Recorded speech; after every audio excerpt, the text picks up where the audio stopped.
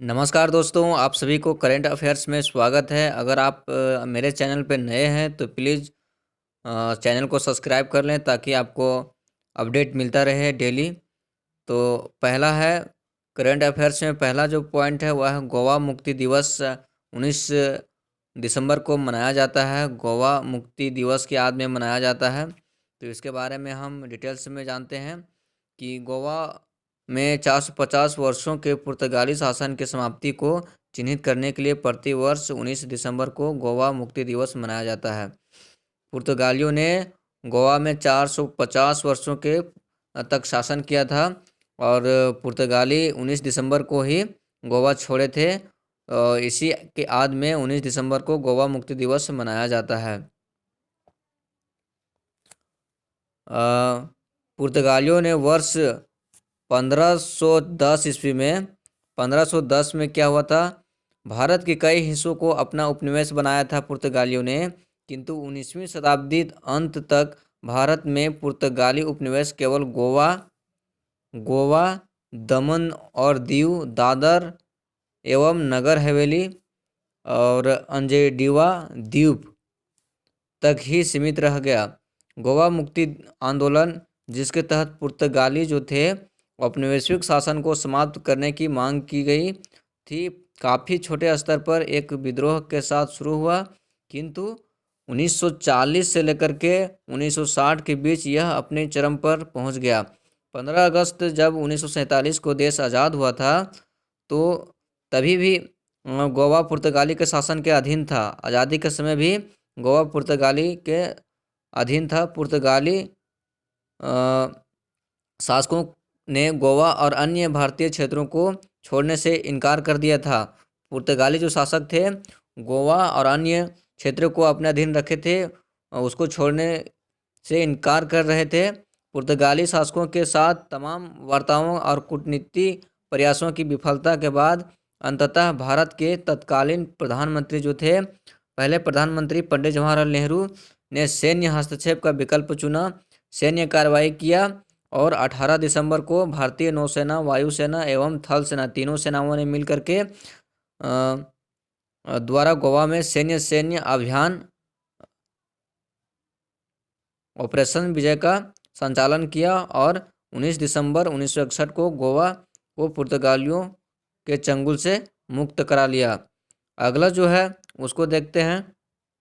अगला जो है स्पेस सिचुएशनल अवेयरनेस SSA गतिविधियों के लिए केंद्र में क्या हुआ उसके बारे में जानते हैं। तो हाल ही में भारतीय अंतरिक्ष अनुसंधान जो इसरो है बेंगलुरु में, वहाँ पे इसरो द्वारा देश की स्पेस सिचुएशनल अवेयरनेस SS की गतिविधियों के लिए बेंगलुरु में एक समर्पित नियंत्रण केंद्र स्थापित किया गया, जिसका उद्देश्य भारतीय अंतरिक्ष संपदा की निगरानी करना, भारतीय अंतरिक्ष में जितने भी उपग्रह प्रक्षेपित किए जाते हैं उनकी निगरानी करना, उनकी ट्रैकिंग करना और सुरक्षा प्रदान करना। यह केंद्र भारत में सभी स्पेस सिचुएशनल अवेयरनेस गतिविधियों के केंद्र के रूप में कार्य करेगा। स्पेस सिचुएशनल अवेयरनेस विज्ञान की एक विशिष्ट शाखा है जो कि अंतरिक्ष में पृथ्वी के आसपास मौजूद मानव निर्मित अथवा प्राकृतिक निकायों भौतिक स्थिति को ट्रैक करने, उन्हें समझने और उनका अनुमान लगाने की क्षमता को संदर्भित करती है। इसका प्राथमिक उद्देश्य दो या दो से अधिक मानव निर्मित प्राकृतिक निकायों के बीच टकराव को रोकना है। पहले केवल अमेरिका ऐसा करने वाले पहले अमेरिका थे, अमेरिका देश था, रूस था, यूरोप था। ये सब ऐसी निकायों की स्थापना कर चुके हैं, ऐसी निकायों को प्रक्षेपित कर चुके हैं। इसी में भारत भी शामिल हो गया है और इस सूची में शामिल हो गया है इंडिया भी। इसरो द्वारा स्थापित यह केंद्र इस दृष्टि से काफ़ी महत्वपूर्ण है। अंतरिक्ष में मानव निर्मित उपग्रहों की संख्या और अंतरिक्ष मलबे में लगातार बढ़ोतरी होने के कारण वहां मौजूद सक्रिय उपग्रहों पर खतरा काफ़ी बढ़ गया था। इसी को ध्यान में देखते हुए उपग्रहों को आपस में टकराव, दो या दो से अधिक उपग्रहों का आपस में टकराव होता है तो इससे काफ़ी नुकसान होता है। तो इसी को ध्यान में रखते हुए 19 तारीख को प्रक्षेपित किया गया है। और अगला देखते हैं वह क्या है। अगला जो है वह है महाराष्ट्र का पहला खेल विश्वविद्यालय महाराष्ट्र में स्थापित किया जाएगा।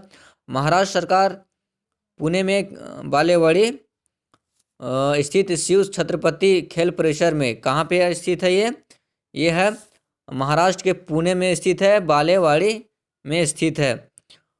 खेल परिसर में राज्य के प्रथम विश्व स्तरीय अंतर्राष्ट्रीय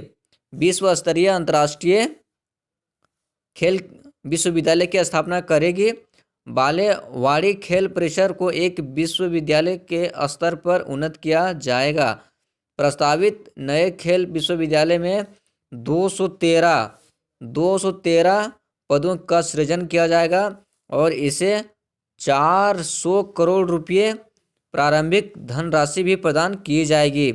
यह खेल विश्वविद्यालय आधिकारिक तौर पर शैक्षणिक वर्ष 2021 और 22 में कार्य शुरू कर देगा। महाराष्ट्र के इस नए खेल विश्वविद्यालय में खेल से संबंधित विषयों जैसे खेल विज्ञान, चिकित्सा विज्ञान, प्रौद्योगिकी और कोचिंग प्रशिक्षण, खेल प्रबंधन, खेल मीडिया तथा संचार, इन चीज़ों को कवर किया जाएगा।